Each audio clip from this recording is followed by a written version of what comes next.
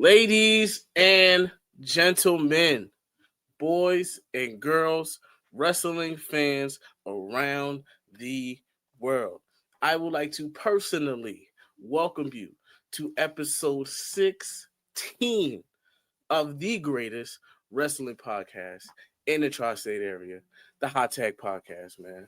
Clap it up. You know what I mean? Now, as always, we already 16 episodes in. You already know the deal. We talk about anything and everything pro wrestling. All right.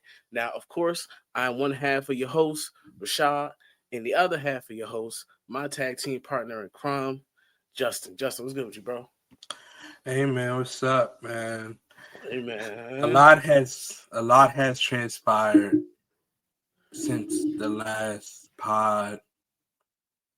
My energy is not the same as the last pod, and I'm sure those of you listening already know why. But it's been a bittersweet week. There's been a whole lot of negatives and some positives, but hey, it's a juicy week in the sport of wrestling. I tell you that. So we got a lot of things to talk about, man. Feel me? Hey, listen, we not gonna hold y'all. Cause y'all know we know y'all know y'all want to get into it. So we gonna get into it. But first and foremost, we're gonna start off with AEW, man. Wrestledream was this weekend. You feel me? A solid pay-per-view. I don't think they call it PLEs, but a solid pay-per-view. You feel me? Justyn, hit us up with that, man. How was it? What happened? So yeah, I watched the whole show. AEW Wrestledream was really good. I was really excited for Wrestledream because AEW for a while has had a habit of its shows just being big conglomerates of just like dream matches. They're getting that or trying to get the biggest matches on the card and not always the matches that make the most sense or that have the most story to them. But as of late, they've been turning that around. So this show, to me, when I saw the card, I was like, yeah, all these matches look like they belong on this card. They all got the right build up for it. And I knew that the matches themselves were going to deliver as well. So that's what had me super excited going into this. Some of my favorite matches from the show would probably have to be off top Kyle Fletcher, Mark Briscoe. I felt like Kyle Fletcher really is starting to stand out from the rest. Like he is really starting to take the next steps, and Mark Briscoe's a vet and it's still really good. Like Mark Briscoe is heavily underrated, mainly because people saw him as a tag team guy because he was in the tag team. But now with him being forced to be on his own, it's really starting to show through that how good Mark Briscoe really is, and him and Kyle Fletcher for the TNT Championship delivered on that, in my opinion. I also really liked Brodito versus Okada and Takeshita for the AEW World Tag Team Championships. Brodito as a tag team it's scary how good they are as a tag team. And it's even scarier how good Bandito himself is. Like, I knew Bandito was good for a while, but like he has been doing like top 5 in the world level work right now. Like it's crazy. And Okada and Takeshita together as a tag team just works. They complement each other. And I thought they were going to switch the titles here. But surprisingly, Brodito got the win and retained. So Bandito got the pin on Okada, so that's going to lead to a unified championship match on Dynamite. That should be good. Chris Statlander versus Tony Storm was really good. And, of course, the match that everybody who watched Wrestledream is most likely talking about following Wrestledream, and that's Jon Moxley and Darby Allin, the I Quit match. It's been getting a lot of mixed reviews.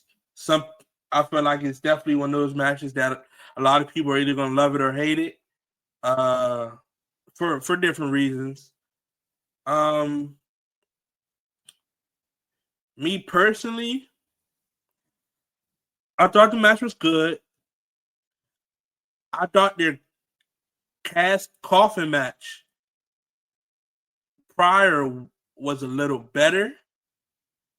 I don't know why. I just felt like the coffin match was better than this one, but this match was good. The finish, which is what a lot of people had an issue with, the finish did seem kind of abrupt to me. I know there were some reports going out that Tony Khan and AEW turned down a bunch of different finishes, but I don't think that's true. I don't know what the deal with the finish was. Maybe they wanted that to be like that all along. We don't know, but it did kind of feel abrupt. To me, like I felt like they were hitting like a good pace for the ending. Like a couple more like good spots would have built up into a bigger ending, but I felt like that's where it was going when it ended. But yeah, Hey, so I watched some of the matches. I watched the Brodito match. I wasn't able to finish the Darby Allin and Jon Moxley match. But I obviously, thanks to IWC, of course, the return of Sting. I saw that, and I saw the ending of Samoa Joe versus Sting was great. Hangman Page. So but it wasn't like on purpose though. It was more like I was just like unconsciously scrolling, and then boom, all I see is a picture of Sting in gray. I'm like, that's something I did like though. When you talk about the ending of the Samoa Joe and Hangman match, that's something I did think that AEW did a good job on, because I felt like everybody was waiting for something big to happen, but I don't think anybody really knew what that was going to be. I felt like Samoa Joe and the Ops turning heel on Hangman definitely filled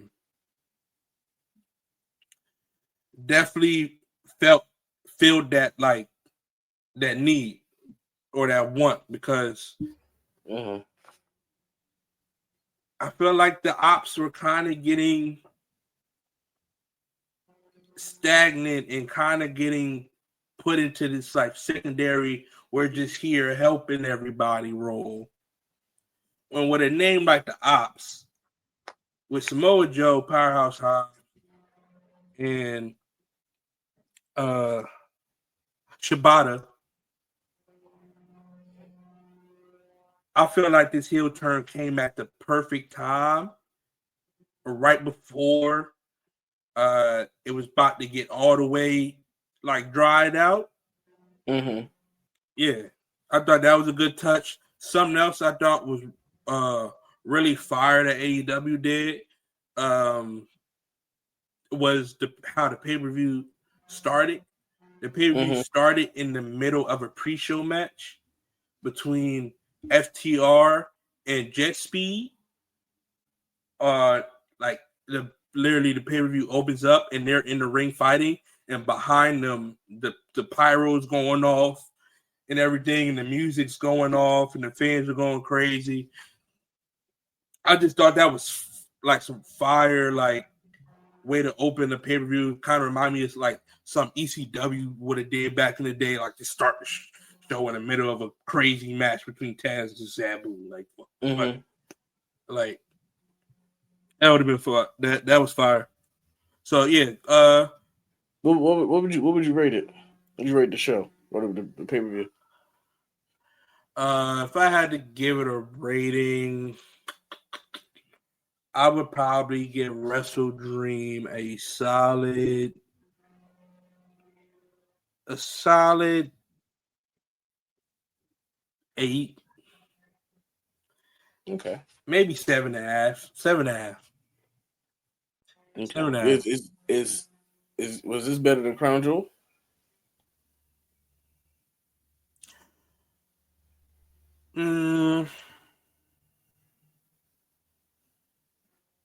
No. And I know that sounds crazy, but I feel like Crown Jewel had that perfect sweet spot of like matches Mm-hmm. and like quality match, like where it was like every match could be quality, right? Whereas AEW still get those matches in there, those that like Joe and Hangman, I thought was good, but it just something was missing.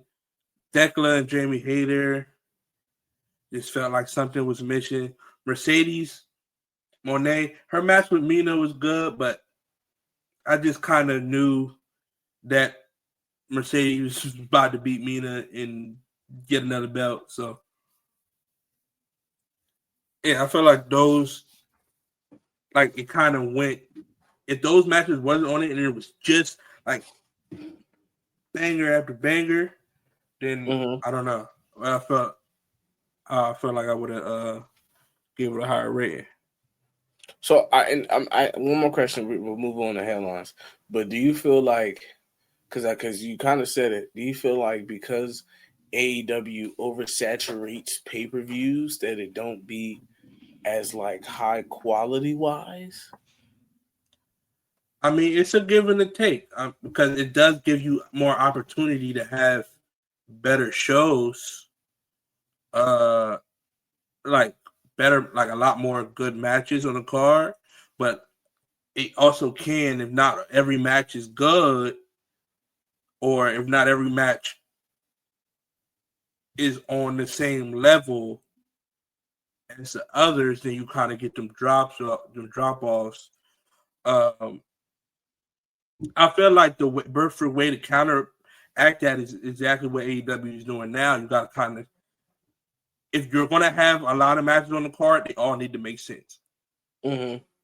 They all need to have a reason to be there and some sort of investment. Even the matches I said that I felt like didn't felt a little short, like Tekla and Jamie Hayter, that it's been building on the weekly shows for Right. a while now, so it had a place on the card.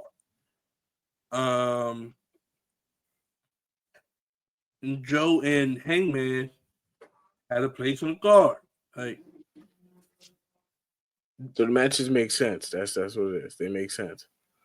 It's not a BS match. yeah, that's where it can get um oversaturated. Whereas WWE, if you don't have a lot of matches on the card and you're kind of rolling the dice on how good your show is going to be, because now you need more. Like, you need all of the matches to be good. Right. Mm-hmm. You have less room for error, for like that pull down. You get what I'm saying? Right. So That's true. I can say I do prefer the AEW style pay-per-views more than the shorter WWE style joints. I can see I that. just be feeling like, dang, like there just could have been matches on this card that got left off. Tag team matches. SmackDown tag team division. My bad. Yeah, no, I feel you. Yeah. Hey, man. Listen, well, I guess we'll have to add a AEW show on the card to go to for me in the future. We gotta. I know we were looking at one, but some things come up. But we listen. They gonna spend the block. They gonna come back to either Philly or Jersey. Yeah, they have like a PLE in Jersey at least, or like a big show in Jersey like every couple months. So Yeah. So we'll spend the block on that. You feel me? But that wraps up AEW. Um, Wrestledream. Let us know what you thought about it. If you watched it, let us know what you rated. But we're gonna get into some headlines, man. So there have obviously been a lot of things going on in the wrestling world. The biggest thing is injuries. Now, one person who is injured and maybe out for a little while is Jacob Fatu. All right, obviously, as you know, the Samoan Werewolf recently came back. He was on a little break. He came back, had a feud with Drew McIntyre, and now he has to leave again. But the word amongst a lot of the wrestlers at SmackDown last night is that Jacob Fatu is recovering from a dental procedure and was not yet cleared to wrestle. So the hope is, he'll be back sometime next year. I don't know if he'll be able to wrestle this year. Um, but I mean, you could tell it's a lot going on, especially injury wise. it's a lot of people getting hit with the injury bug as of late. Yeah. Um, Um, the biggest one, which as you're listening to this, we're recording this obviously on Sunday, but you listen to this on Monday. Later tonight, Monday, we will be hearing about the status of Seth Rollins, who there's speculation that he injured his rotator cuff and could possibly be out for 6 to 12 months. this speculation comes. All of this stems from what happened last Monday on Raw when Braun Breaker and Bronson Reed of the Vision, Seth Rollins' group, they turned on him, which was unexpected to everybody, including myself, because of how well the group was progressing and how well everything was going for the group. And it looked like they were touted to like do major things, I like win mean, the tag team championships. They yep, added that Becky was Lynch. yeah, that was the biggest thing. They were going to do that next. Like They were going to hold all the yeah, championships. pretty much like they were going to championship, the tag team run, win the championships, and they were pretty much going to kind of run it like the bloodline. Like they was going to have all the gold on Raw. So, but this obviously with the speculation of him being hurt, creative plans obviously had to take a audible, which hence the turning of Braun Breaker, Bronson Reed, and Paul Heyman. Um, Seth was literally supposed to defend the belt against the newly crowned CM Punk #1 contender. Yes, at Saturday Night. Yeah. Now, Triple H posted the poster with CM Punk, and talking about pretty much saying, actually, if I can pull it up, he posted it, which I thought was actually kind of shocking to me. It says, saying that main event heads to Salt Lake City November 1st, and CM Punk has something to prove. Now, obviously, we saw that, CM Punk won a #1 contender match, so you would think they would post them two together, that he's going after the title. But it's just CM Punk, which leads us to believe that Seth Rollins is actually hurt, and this is not a hold on.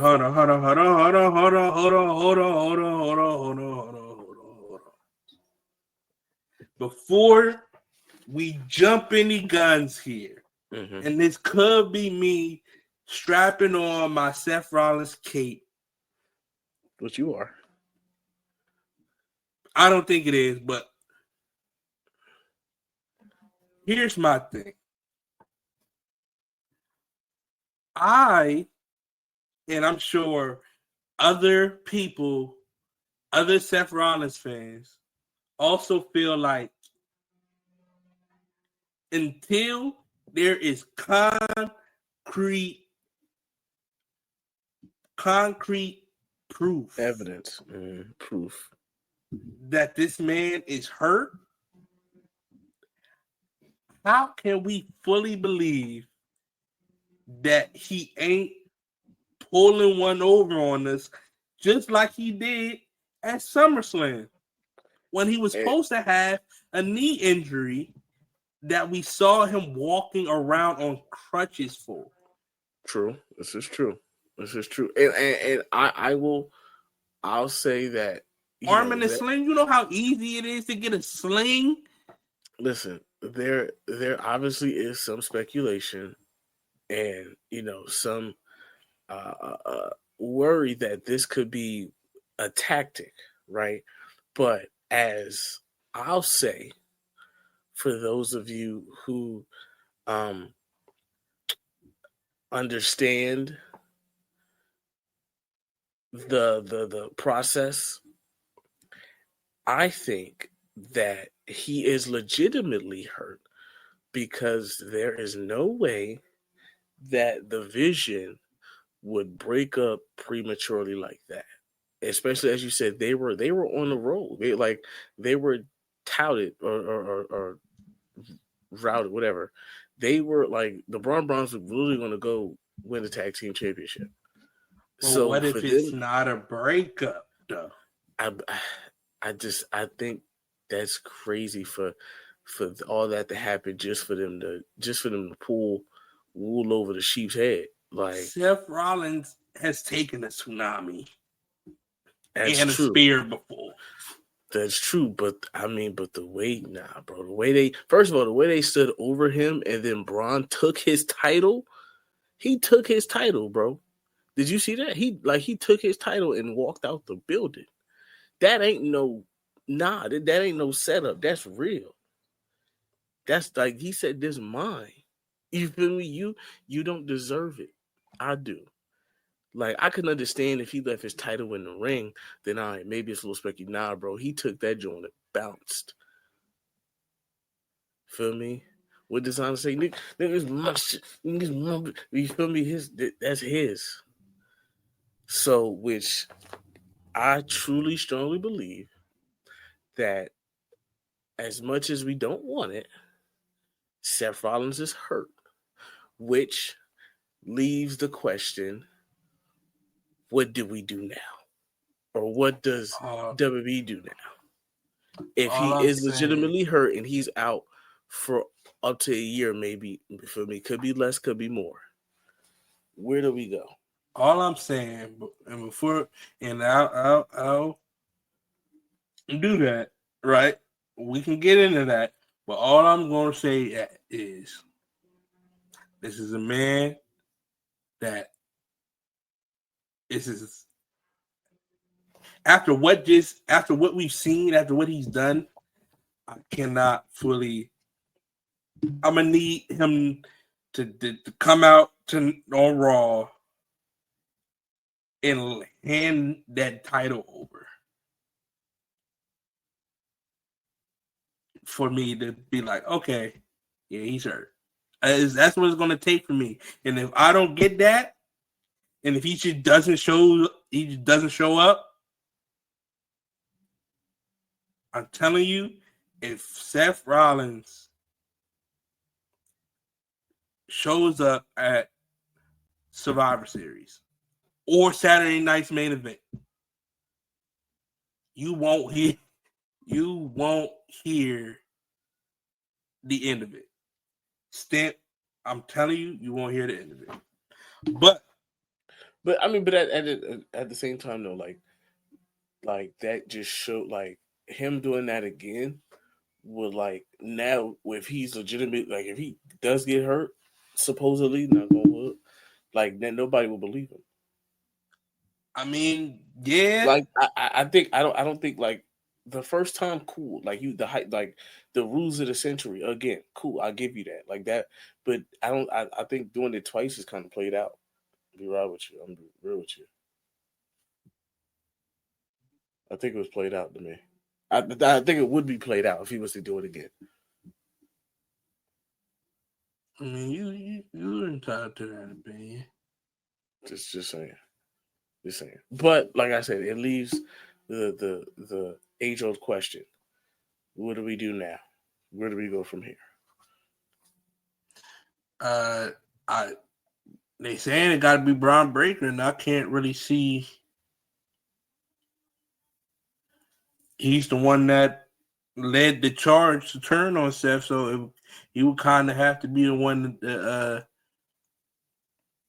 go into that position, face Punk at Saturday Night's main event for the title.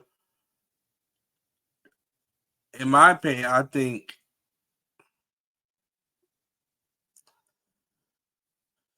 because this is a debate if he's ready for it or not, and I would have to lean on the side of I'll give it to Punk, man.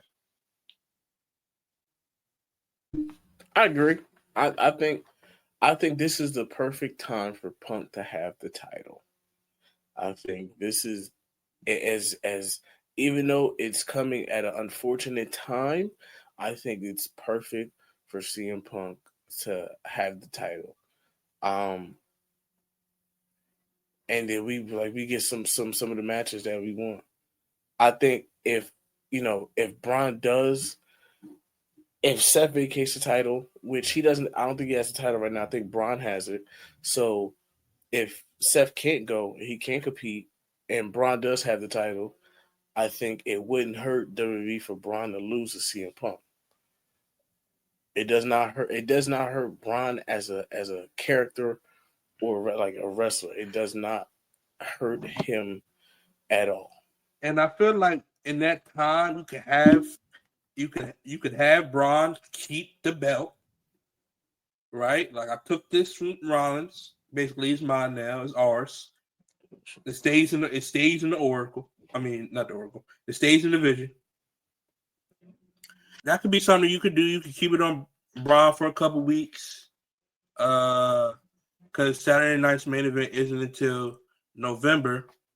So you got some build up as to where you can have Braun hold the title and you can kind of get your early looks at what it would look like with him as champ. Just to give it to Punk at Saturday Night's main event. And then hell, maybe lead to him actually getting it from him down the line. I don't know, but I think now's the time if you want somebody to carry that title, and I feel like Punk he's in the perfect position. He's super hot right now. Like he's always hot. Like he's always over. But I feel like now more than ever, so it just feels like the right time. Yeah, For him to be champ. But did circle back because we didn't spend too much time on the Jacob Fatu, bro. Yeah, I mean, like, I'm not gonna lie, it wouldn't hurt SmackDown. What wouldn't hurt SmackDown? I said it wouldn't really hurt SmackDown for him to be out for a little bit. I feel like it was already hurting SmackDown for him to be out for a but little like, bit. I'm not gonna say like those weeks that Jacob wasn't there, you ain't missed Jacob Fatu on SmackDown. I did, but I'm not gonna say like it. Like he's the whole show. Like obviously he's a big part of the show, but like I think they'll be able to survive without him for a little bit. Plus, I think when he comes back, I think they're gonna put him on a run like he's supposed to be on. He was literally in the middle of that. Yeah, but like I said, I mean, things happen. Like Seth Rollins, literally one crown jewel. Like he was getting ready to be hurts Raw. It's gonna hurt. Like it's gonna hurt these shows. That's gonna hurt Raw bigger than Jacob Fatu hurt SmackDown. Of course. Tripping. You don't think Seth Rollins' injury hurts Raw bigger than Jacob? No way. That's your world champion. But you gotta look like who I just said could take the belt. See, you put the belt on CM Punk, you're fine. You're fine. You're perfectly fine. They gave the belt, like, but you still got a good amount of contenders on SmackDown as well. Who? You can survive without Jacob for a few months. I guarantee you can. Because you were the same person talking about I feel like Jacob Fatu needs to take the belt off Cody. He should. But obviously he can't do it right now. But he should. Absolutely he should take it off Cody. If he wasn't injured, Survivor Series. And I feel like this was the time, right? We were just talking about that's the perfect time. He's finna miss that. But it's unfortunate. You feel me? Yeah, it is unfortunate, but it's still gonna affect. I feel like it definitely is a blow to the show, and like, damn. We just got him. He just came back, right? You admit we were missing Jacob Fatu on SmackDown. Just got him back. Was just ready for him to have this crazy match with Drew. They go straight into the thing with Cody. Him and Cody teased a little. I'm gonna come for that title, and I'm sure it was gonna happen in San Diego. Absolutely, and that would have been super crazy for Jacob. And then it's like, damn, now we gotta wait even longer for that to happen. Like, I mean, it's unfortunate, but I think it's big, but it's not bigger than Seth. And then it's like you said contender. Who besides Drew? Who's contending on SmackDown? Well, you still got Randy. You got Aleister Black. Sammy just lost the title, so you could do something with Sammy if you really wanted to. You got Shinsuke. It's a few people. I'm trying to think of the roster on the top of my head, but you got a few people, bro. You feel me? And then there's still more people to return from injuries. So I don't think none of them people. I think you have you got at least 4 more storylines. And you still got Brock whenever that happens, because that's going to happen. I think you got at least 4 good storylines until Jacob gets like. You feel me? I don't know how long Jacob's going to be out. I don't know if it's just the rest of the year or if it goes in 2026. But I think you got 4 solid storylines for Cody. Even if Cody loses one of those storylines, that's even better, because now you can always run it back, and then that opens up the floor for more contenders until Jacobs get back. So I think they're fine. It's gonna hurt, but I think they're fine.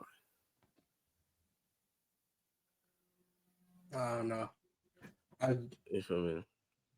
I just don't But see them. I just I don't see them wanting to make those matches and instead settling for the just keeping Cody doing nothing for some months. I don't think he's gonna do nothing. Like I said, they Because you got still got it. I don't think Alistair is done with Priest. no, but I Cody's don't gonna. think the MFTs are done with Sami Zayn They also got the Y6. and the Y6. I don't think But like that's I said, done. you still got other people, bro. I think they would be fine because Cody's about to go back into it with Drew, and then I think this is where they run the Randy, maybe cost Cody or interferes in some type of way, and they run it with Cody and Randy. Hell, give Drew the title and let him run with it. I'm not mad at That that was either. going to be my counter to solve this whole issue is to just give Drew the belt. You feel me? There you go. Give Drew the title. Let him run with it. Then we just feel me now. Then we can start getting into the Cody, Randy. You feel me? All different types of storylines, bro. Like I say, I listen. Creative wise, I think they'll be able to figure it out. All right. But speaking of creative wise, We'll see. all right. WWE reportedly has a contract with Writer AI. All right. Writer AI is a platform which has been fed WWE content to transition WWE into AI based storytelling. Right. The feeling with this is once bugs are worked out, that the AI will have a major impact on storyline direction. As of right now, the AI reportedly pitched a storyline where Bobby Lashley returned as a wrestler who was obsessed with Japanese culture and history. How do you feel about all this? WWE pretty much aligning themselves with AI and AI feeding them like different storylines or different directions for creative. Honestly, if you told me like a year ago that WWE that this would be going on, I honestly could see it. If Triple H keeps booking himself in these boxes, he's gonna need some AI to help try to book him out of it. But all jokes aside, though,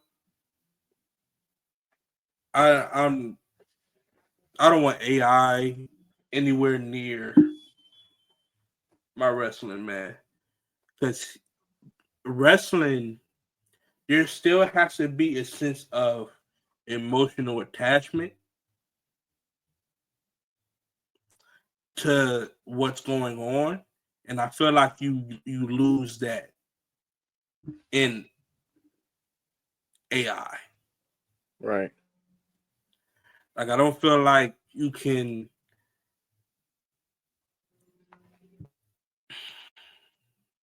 There's certain intangibles with certain characters that may influence the way they do certain things and what they character may or may not do. And I don't feel like you can accurately put that in the AI and them give you something that is uh I don't feel like the AI would be able to properly what's the word I'm looking for? Properly present like a character that may have a little bit more intangibles to them, like an Aleister Black, whose character is a little bit more complex than the simple good guy, bad guy, or LA Knight, who is a good guy, but he's not really a good guy. You get what I'm saying? Roman Reigns. So yeah, I don't think it's needed. I wouldn't, but I can see it. Like I'm not gonna. I honestly, when I first read it, I was like, yeah, that sounds like something they would do, and that sounds like the response they would get back from 100%. trying to do that. They listen, bro. Bobby Lashley in a kimono. He gonna be obsessed with Oscar, Kyrie Sane and all that. He gonna be a his face gonna be built up. Yeah, K-pop demon hunter. Yeah, he gonna be all on that. Bobby Lashley. Listen, bro. AI is something that has been going crazy. Like it's everywhere now. It's everywhere. Like you can literally make anything with just typing in what you want. So like, and that's the crazy thing, bro. It's still in its beginning. AI is still in its beginning stages. Like we're not even at the peak of what it can become. We're at the beginning, and we're saying, "Wow, that's crazy! Look what it can do." And that's why I think like I don't want it. That's scary, I don't want it. That's scary, little bro. Like I don't want it.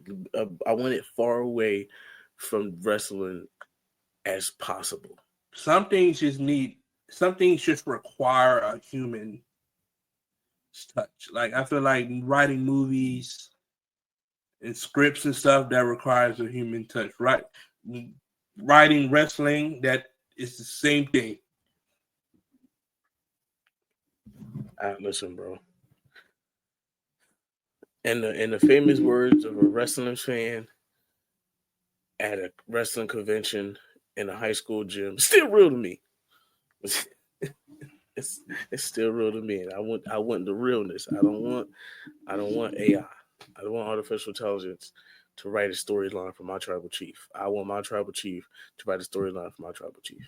That's all. Like the rest of that have input and no. Yeah, we don't need that. You feel me? So, listen, man. That's all we got for headlines. Let us know how you feel about all the injuries and where you think WWE would go, or where you would go if you were the WWE creative team, and how you feel about WWE and the use of AI. Do you it? I'm holding on to my Seth Rollins take until I can't no more. Monday night, man, 8:00 p.m. All right, you feel me? We'll see what happens. You'll either see me super depressed on the next pod or super optimistic. Hey, either or, don't matter to me. You know, all I know is we keeping that title clean. You feel me? For my boy, whenever he get ready to get that title, man. Akira Tozawa. Nah. Shout out to Akira Tozawa, man. Nah, man. Listen, that was it for headlines. You feel me? Now, 24 times champ. Hey, man, he's a GOAT, man. He's top 5 for real. Now it's time for your favorite segment. None other than Hot Spots. All right. Now, like we said, we had a juicy week of wrestling, man. We had a lot of things going on. And of course, like I said, so many shows. So many shows. We didn't even get to even talk about Battle for Glory. Wait, we get from listen, bro. But Battle for Glory was good too, though. Like it just goes to show it was a lot of like Raw, SmackDown. SmackDown was good. Raw was good. Like everything was good this week. everything. It's a great week of wrestling. So Another great week of wrestling. yeah, it's tough to pick. It's tough to pick three. That's what I'm trying to say. It is tough to pick three. It's definitely tough to pick three. So obviously we rotate. Last week Justyn went first, of course. I'm gonna start it off, man, and I'm gonna start it off with a banger. The Dragon himself, Ilya Dragunov, has finally returned after being out of action for almost 2 years. He returned to SmackDown last night. The boy looked jacked. The boy Yeah, big. you didn't say it first. I was gonna say it. He So big. I knew it was gonna be on both of our lists. He swole, huh? He big swole. For me, he got a new neck tattoo. He came in there looking like 54 weeks. 54 weeks since my boy, the Mad Dragon, was out with a knee injury, and he came back on SmackDown, answered Sami Zayn's United States Open Challenge. It was dope because it looked like it was going to be The Miz at first, but I knew when The Miz came out and he had the microphone in his hand that he wasn't wrestling tonight. No, so when he came out, if he would have came out and just did his entrance and went to the ring, I would have been okay. But he came out with the microphone. I said, "Oh yeah, Carmelo Hayes is coming," and that happened. But I did not know who was going to take the place. Ilya Dragunov, welcome back. That energy was missed. I feel like he brings the energy to the shows. It's like, yeah. So, you feel me? Ilya came back, answered the Sami Zayn U.S. Open Challenge. A great match. I mean, it was a great match. Just wanted to see Ilya back in the ring. You feel me? And we weren't disappointed because Ilya Dragunov is your new United States champion. He came back and he won gold off rip. You feel me? Shout out to Ilya. Can't wait to see what he does with the championship. I think he's going to put on bangers just like Sami Zayn. I think it's going to be fire. Yeah, that match was a banger, man. I wasn't expecting him to win it when he came back. Like, I was definitely not expecting that. Yeah. I wasn't either. Like, you feel me? Hey, I'm not mad at it. I'm sure Sami Zayn was doing good work with his open challenges. I'm sure Ilya is going to do even crazier work with his open challenges. I agree. You feel me? Second hot spot for me will obviously have to be the triple threat match between LA Knight, Jey Uso, and CM Punk. I think that was a great match. I definitely can't wait to see, the direction that we go with Jey Uso. He's been teetering. You feel me? Him and his brother, they've been going back and forth, and then obviously the whole Roman Reigns stuff. Like I'm excited to see, what WWE has planned for him. I think a heel turn is coming. I don't know which one, either Jimmy or Jay, but I think a heel turn is coming. I think, you feel me, if we get Crash Out Jey Uso as a heel, I think that would be fire.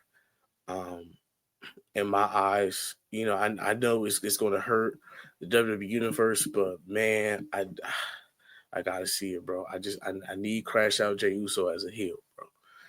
Feel me?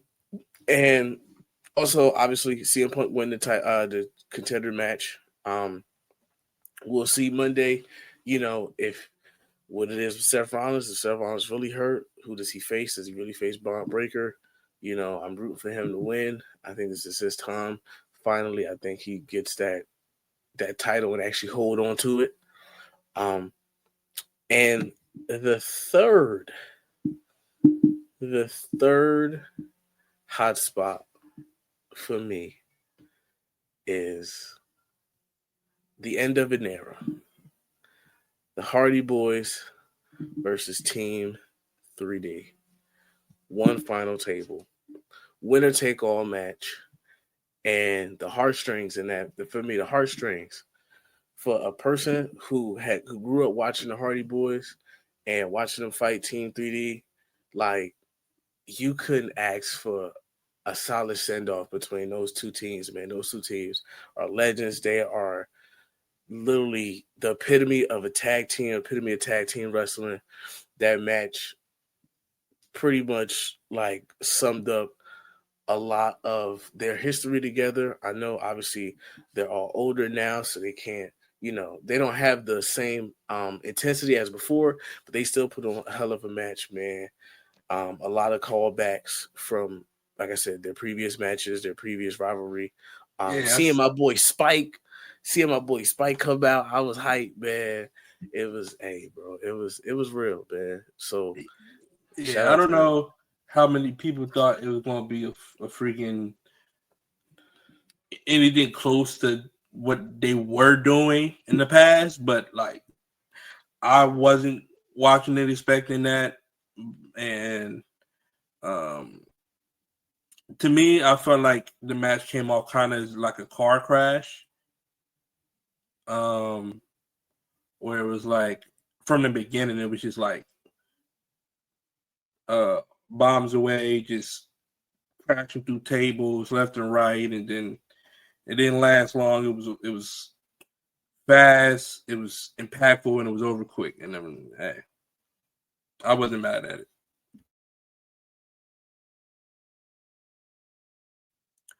Uh, Hey, bro. So what you got for your hot spots, man? for me, for my hotspots, um, I would probably have to go Javon Evans, Leon Slater for my one.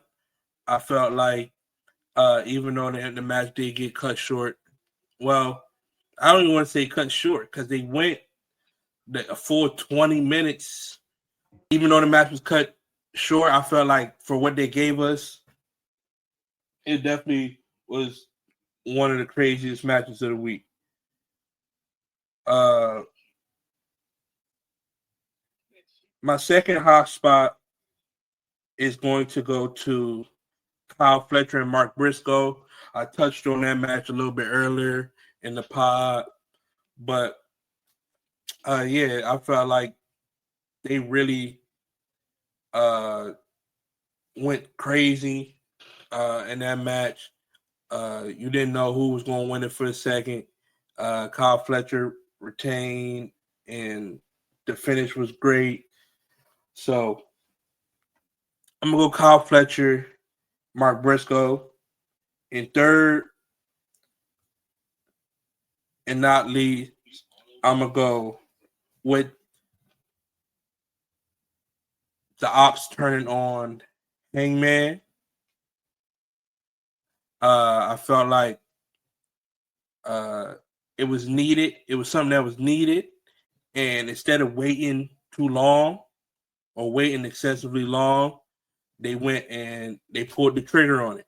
And I respect that from AEW, and it made me interested to see the ops now again. And that wasn't the case for a while. So yeah, those are gonna be my three hot spots of the week.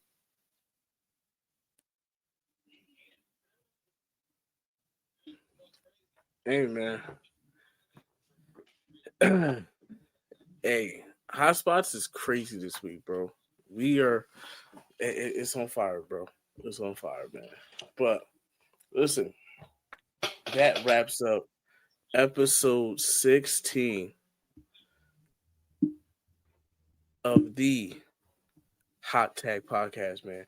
Make sure you follow us on all our socials. All right, comment, subscribe, follow us for more content. You feel me? Make sure y'all interact with us. We love the interactions. Um, we love talking to y'all. Let us know what you think, man. Let us know if it's something you want us to talk about. Let us know if you got something that you want to get off your chest, man. Um, as always, we'll see y'all Mondays. Stay fresh, stay lit, and stay hot. Peace.